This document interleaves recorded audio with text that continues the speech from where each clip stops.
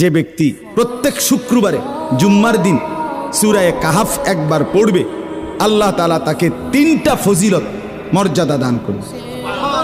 নবীজি সাল্লাল্লাহু আলাইহি সাল্লাম বলছেন, 1 নাম্বার, এই সূরা পুরাটা যে পড়বে শুক্রবার দিন, আল্লাহ তাআলা তার জমিন থেকে মানে তার পায়ের নিচ থেকে 7 আসমান পর্যন্ত তার জন্য পুরাটা জায়গা নূর আলোকিত করে দিবে।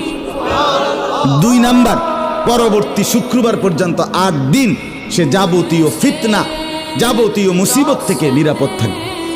3 নাম্বার, পরবর্তী 8 দিন যদি দাজ্জালও বের হয়, আল্লাহ তাকে দাজ্জালের ফিতনা থেকে রক্ষা করবে।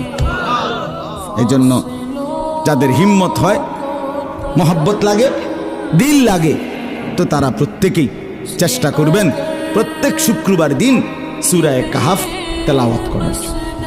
আল্লাহ তাআলা তৌফিক দান করেন।